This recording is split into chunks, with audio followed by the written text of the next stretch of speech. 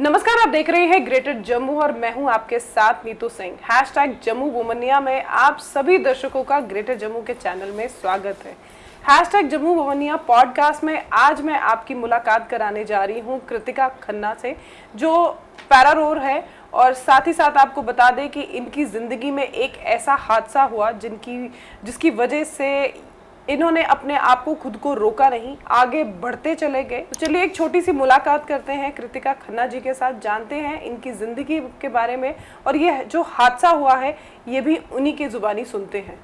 कृतिका जी, आपका ग्रेटर जम्मू के चैनल में स्वागत है। Thank you so much Neetu ji and thank you so much everyone. Kritika ji, बात की जाए तो आप जम्मू के लिए एक बहुत बड़ी इंस्पिरेशन है। 2003 में आपका एक एक्सीडेंट हुआ जिसमें आपकी एक टांग चली गई, लेकिन फिर भी आपने अपनी ज़िंदगी को रोका नहीं और लगातार बढ़ते चले गए। इस इंसिडेंट के बारे में जानना चाहूँगी। मेरा एक्सीडेंट 2003 में हुआ था एशिया होटल के बाहर, और वहाँ पे एक ट्रक था जो हमारे आगे, मेरी स्कूटी के आगे चल रहा था, और उसमें काफ़ी ज़्यादा सीमेंट और वो सैंड थी। तो जैसे ही वो स्पिल करने लगा तो हमारी स्कूटी भी स्किड हो गई और अनफॉर्चुनेटली मैं वहीं पे रोल होकर गिर गई, और पीछे से एक बहुत ही स्पीडिंग ट्रक था जो कि आ रहा था और वो मेरी लेग के ऊपर से निकल गया था, और इमीडिएटली जो मेरी लेग है वो वहीं पे कट के अलग हो गई थी। तो सेम डे ही मुझे इमीडिएटली जीएमसी हॉस्पिटल रश किया गया और सर्जरी परफॉर्म करी, और फाइनली जो मेरी लेग है उसको अबव द नी जो है वो एम्प्यूट उन्हें करना पड़ा। जी, तो जैसे मैंने कहा कि आपने अपनी जर्नी को रुकने नहीं दिया, आप बढ़ती चली गई। 2018 में आपकी जॉब लगी, 11 में 2011 में आपकी जॉब लगी, फिर 2018 में आपने पैरा रोरिंग स्टार्ट की। तो ये जर्नी कैसे शुरुआत हुई? पैरा रोरिंग में पार्टिसिपेट करना चैलेंज एक अपने आप में बहुत बड़ा था। आई थिंक चैलेंज उससे बड़ा ये था कि मुझे उस जोन से बाहर निकलना था जहाँ पर एक 12th क्लास में पढ़ती हुई लड़की जिसके बहुत से सपने हैं और एक अलग ही दुनिया में वो प्रेजेंट होती है उस दौरान, नाचती खेलती गाती आगे पीछे एंजॉय करती है लाइफ को।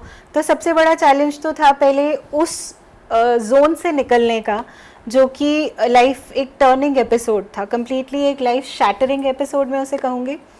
तो जब ये हादसा हुआ उस दौरान मुझे आज भी याद है, मेरे सबसे पहले वर्ड्स अपनी मदर को थे कि अब मैं डांस नहीं कर पाऊँगी।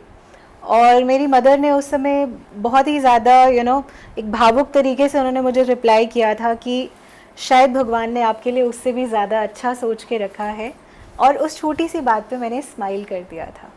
और शायद उनकी वो बातें आज भी मेरे दिमाग में हमेशा रहती हैं, और जब भी किसी सिचुएशन में मैं फंसती हूँ या कहीं भी होती हूँ तो मुझे वो वर्ड्स वापस याद आते हैं और मैं ज़िंदगी को एक नई तरीके से फिर से शुरू कर देती हूँ। तो उस टाइम पे इस एपिसोड के बाद जब ये चीज़ें हुई तो सबसे पहला जो जोन था वो था वापस अपने पैरों पे खड़े होना। और मैं ये नहीं कह रही कि मुझे जॉब की क्राइटेरिया से कह रही हूँ, बट एक छोटे बच्चे की तरह मुझे दोबारा से चलना सीखना था। और इस बार मुझे सबसे पहले तो अपने पंखों पे उड़ना सीखना था, जो मेरी क्रचेज़ हैं जिनको मैं अपने पंख कहती हूँ। पहले मुझे क्रचेज़ पे चलना सीखना पड़ा, उसके बाद एक आर्टिफिशियल लेग जब मुझे लगाई गई तो उसके साथ चलना सीखना पड़ा। तो लाइफ में जो चीज़ें बहुत ईजी लगती थी वो सडनली बहुत डिफ़िकल्ट हो गई। घर से बाहर निकलना भी उतना ही चैलेंजिंग हो गया मेरे लिए। फिर मेरे 12th के एग्ज़ाम्स थे उस टाइम पे, तो पहला जोन था कि मुझे एग्ज़ाम्स क्लियर करने हैं। तो मैं वापस 6 महीने के बाद मैंने बाई एनुअल्स दिए और अपना 12th स्टैंडर्ड कंप्लीट किया।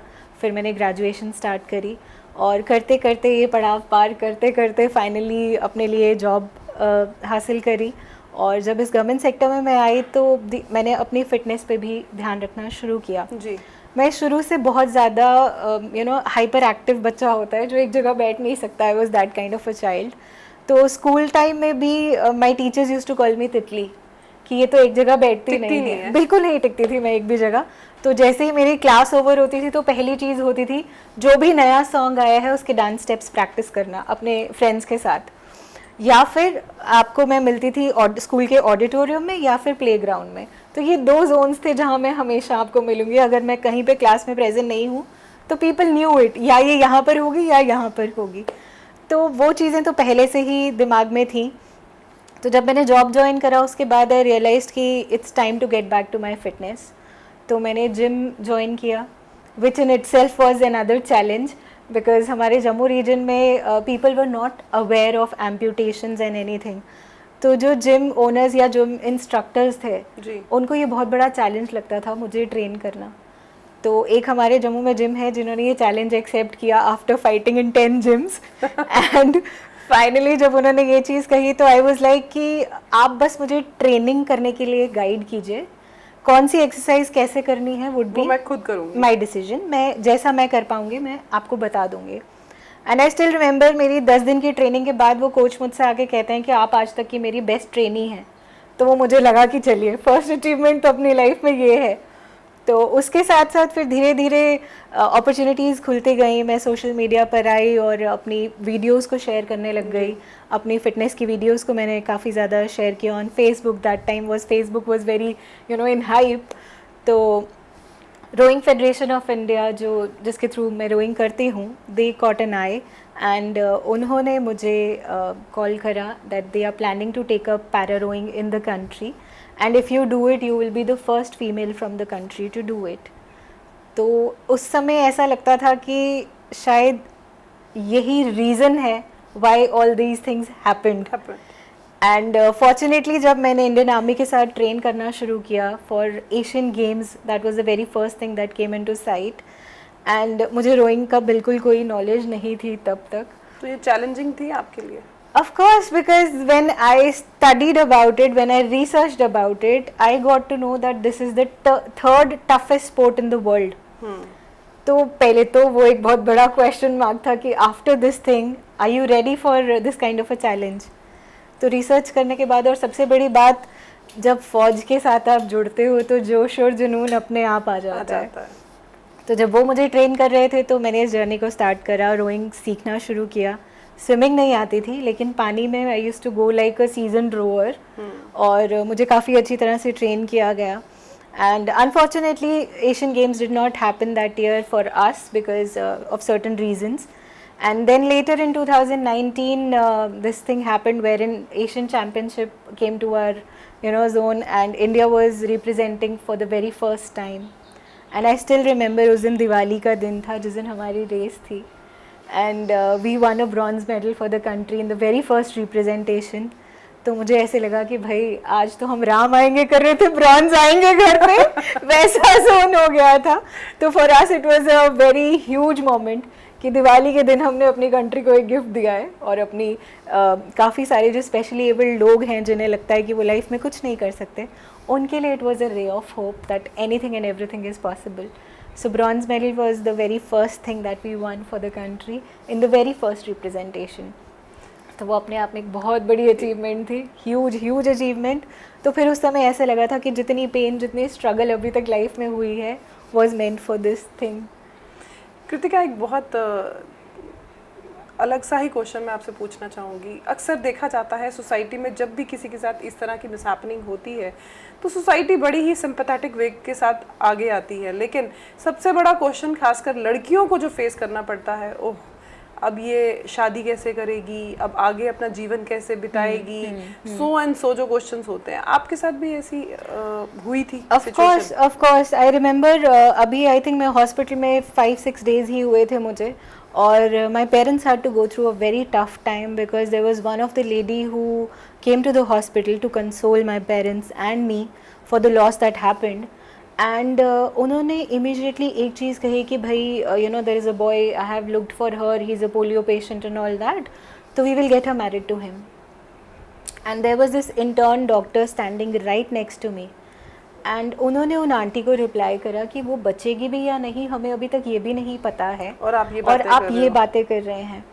सो for me and my parents it was very traumatic when it comes to such kind of a thing, जहाँ पे पहले ही दिन हमें सोसाइटी की रियलिटीज़ दिखना शुरू हुई, और धीरे धीरे ग्रेजुअली जैसे जैसे मैंने चलना सीखना शुरू करा, एग्ज़ाम्स देना स्टार्ट करा, तो societal pressures became more and more.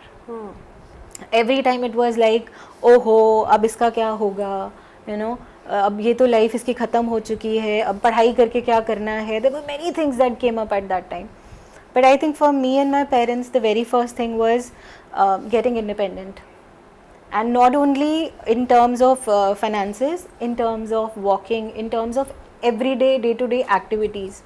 So for us, we kept a silent ear to everything that came at that time.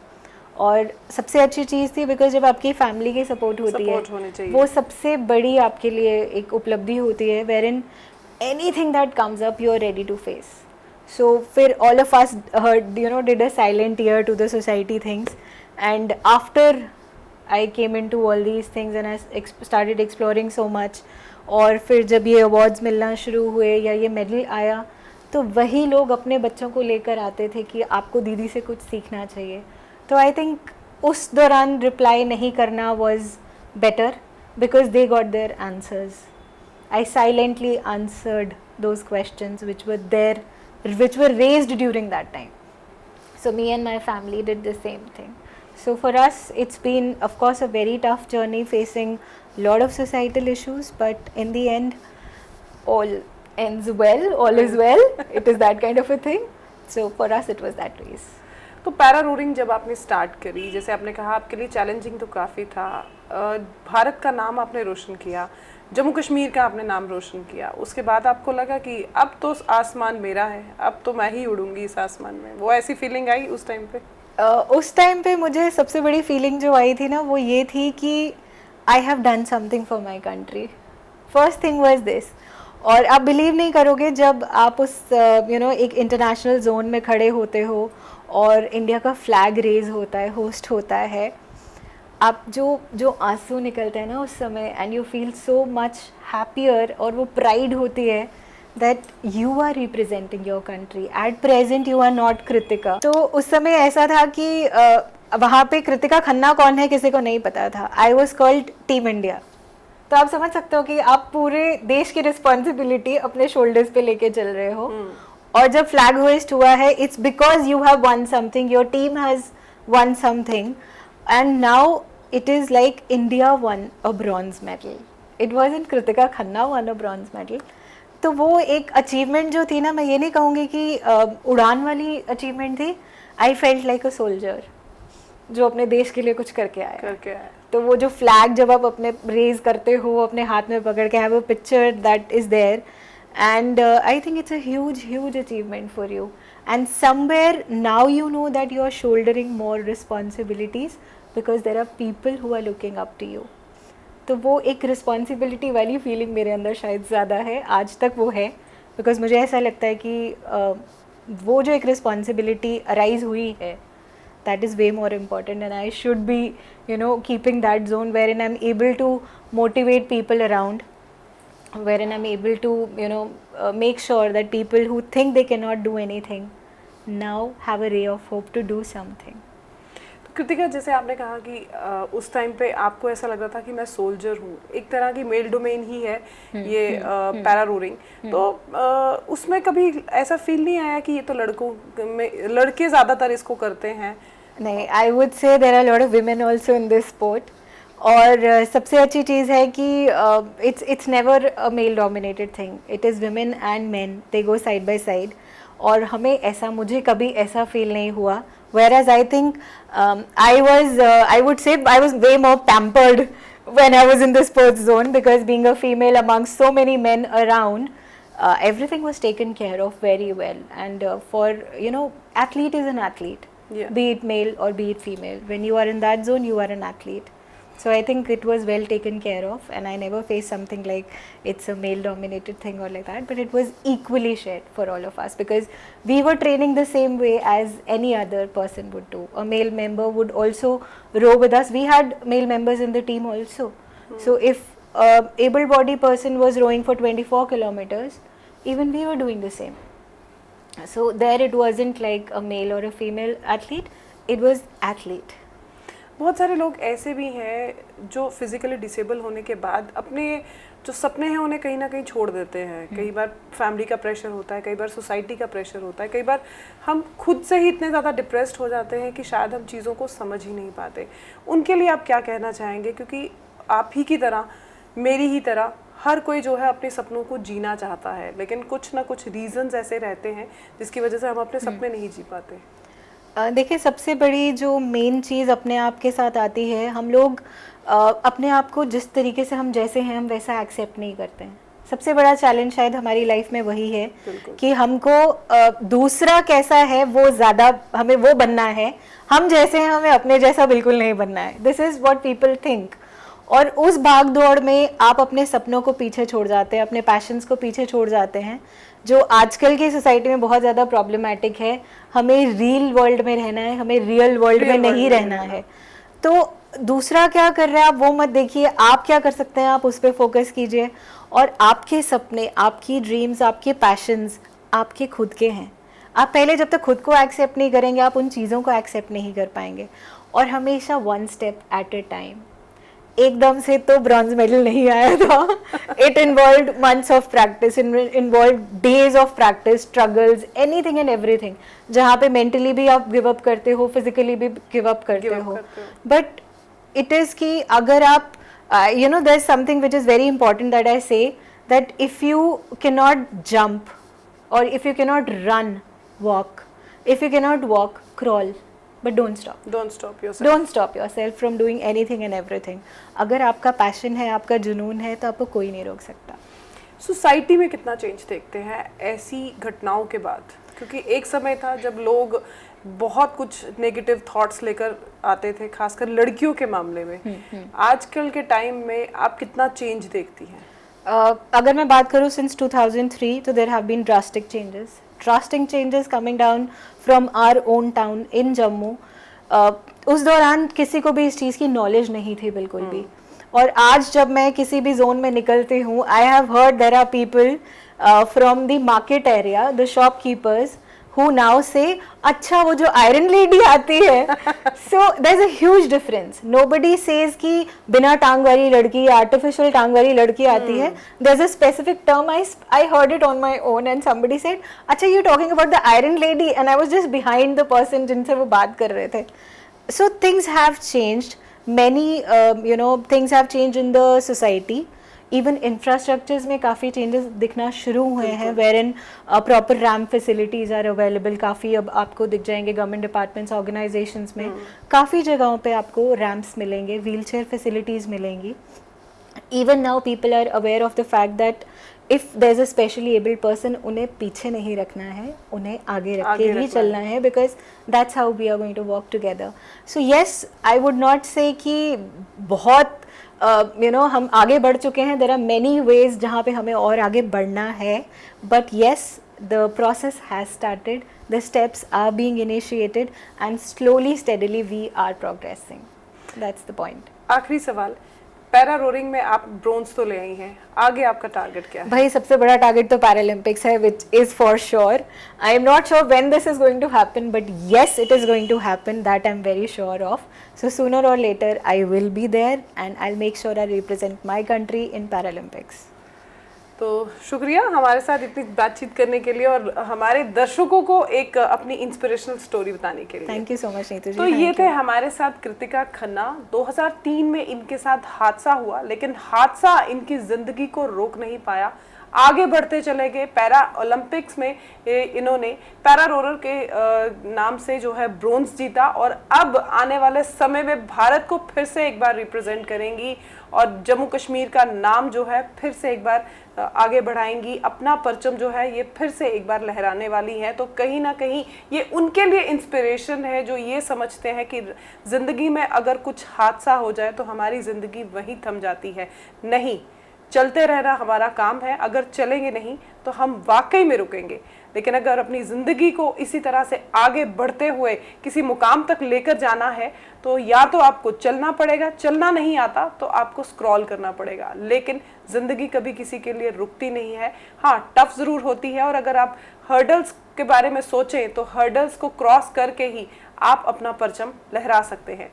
क्या कुछ कहना चाहते हैं इस पॉडकास्ट के बारे में कमेंट सेक्शन में हमें अपनी राय जरूर रखिएगा। तब तक के लिए मुझे दीजिए इजाजत। कैमरामैन अजय जाड़ू के साथ मैं नीतू सिंह, ग्रेटर जम्मू के लिए। धन्यवाद।